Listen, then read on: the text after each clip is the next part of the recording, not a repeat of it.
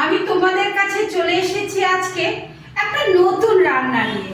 আজকে আমি দেখাবো খাসির মাংস কি করে পেঁয়াজ রসুন ছাড়া রান্না করতে হয় বন্ধুরা। এই দেখো, তার জন্য আমার লাগছে এই যে খাসির মাংস। আমি এটাকে দুটো স্টিম দিয়ে মাংসটাকে একটু সেদ্ধ করে রেখেছি নুন হলুদ দিয়ে।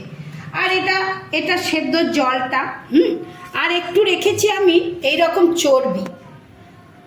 আর লাল লাল করে আলুগুলোকে আমি ভেজে রেখেছি।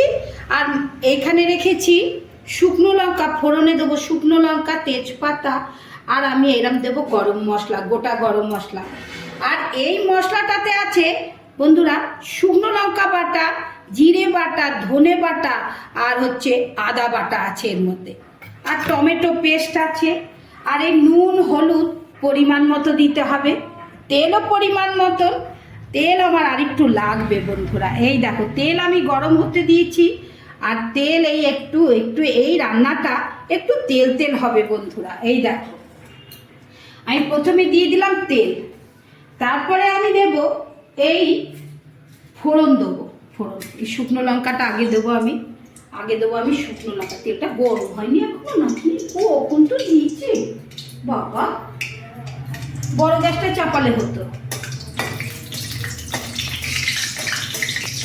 এই গ্যাসটা এত আসতে হয় নাকি গ্যাসটা শেষ হয়ে গেল কি জানি। ফোড়নে দিয়ে দিলাম শুকনো লঙ্কা, তারপরে দিয়ে দেবো আমি বন্ধুরা এই গরম মশলা। শুকনো লঙ্কাটা একটু লাল লাল হলে গরম মশলাটা দিচ্ছি, ফাটতে পারে। তারপর দেবো তেজপাতা দেবার পরে এইটা একটু আমি এরকম করে নেড়ে দেবো। নাড়া হলে তারপরে আমি দিয়ে দেবো এই চর্বিটা তেলের মধ্যে দিয়ে দেবো। চর্বিটা তেলের মধ্যে দিয়ে একটু নাড়বো। একটু নাড়ার পরেই আমি দিয়ে দেবো এই মশলাটা, এর মধ্যে আদা, জিরে, ধনে, লঙ্কা, আর জিরে বাটা। এই মশলাটাকে আমি ভালো করে কষিয়ে নেব। এটা একটুখানি দিয়েই তারপরে আমি দিয়ে দেবো এর মধ্যে দিয়ে দেবো টমেটো বাটাটা। টমেটোটা আমি গ্রেট করে রেখেছি বন্ধুরা। আর দিয়ে দেবো পরিমাণ মতো নুন, পরিমাণ মতন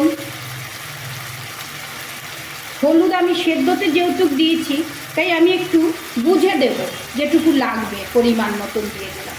আর নুনও আমি এর মাংসর মধ্যে দিয়ে রেখেছি, তাই নুনটাও আমি একটু কম দেবো, লাগলে আমি আবার দেবো। নুনটা একটু কম দিলাম। তারপর আমি মশলাটাকে খুব ভালো করে বন্ধুরা যেন কষাতে হবে।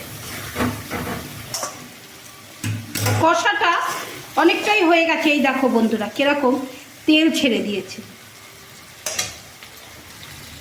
এরপরে আমি দিয়ে দেবো এই যে চিকেনটা যে আমি সেদ্ধ করে রেখেছি, মাটনটা আর কি, এই যে খাসির মাংসটা যে সেদ্ধ করে রেখেছি সেই মাংসটা আমি এর মধ্যে দিয়ে দেবো। এই দেখো বন্ধুরা, দেখো চিকেন মাটনটা পুরো রেওয়াজি, পুরো রিপসের মাংস এসেছে বন্ধুরা। এই দেখো, এর একটা আলাদা স্বাদ। আমার বাবা মানে আমার মায়ের বাবা, উনি ঠাকুর তৈরি করতেন। আমরা কুমোর পাল ছিলাম আমার বাপের বাড়িতে। আমার দাদু ঠাকুর তৈরি করতো বন্ধুরা, জানো তো, দাদু ঠাকুর তৈরি করতো, সেখানে বলি হতো। আমার মা বলে তখন বলির মাংস নিরামিষ বলতে কি পেঁয়াজ রসুন ছাড়াই বলির মাংস রান্না হতো। দেখেছো বন্ধুরা কি সুন্দর কালার হয়েছে। এটাকে অনেকক্ষণ কষতে হবে। কষে ওই যে জলটা আছে, যেটা সেদ্ধ করার জলটা আমি দেবো। এই দেখো বন্ধুরা, এটাতে অনেকটা তেল ছেড়ে দিয়েছে। এটা তেল ছেড়ে দিলে তারপরে আমি এর মধ্যে দিয়ে দেবো আলু। এর আলাদা টেস্ট। আমার মা বলতো, সত্যি মা বলতো মানে কি, মা এখন অসুস্থ, তার মধ্যে আমি এই ভাজা আলুগুলো দিয়ে দেবো। পেঁয়াজ রসুন দিয়ে তো অনেক খেয়েছি খাসির মাংস। আজকে আমার পেঁয়াজ রসুন ছাড়া খাসির মাংস কীরকম হয় রান্না করে আমি কোনোদিন খাইনি বন্ধুরা। মা খেয়েছে বলতো, কিন্তু আজকে আমি প্রথম খাবো। একটুখানি ছেলে বললো মা একটু চর্বি রেখে দেবে, তো চর্বি আটকে আটকে যাচ্ছে।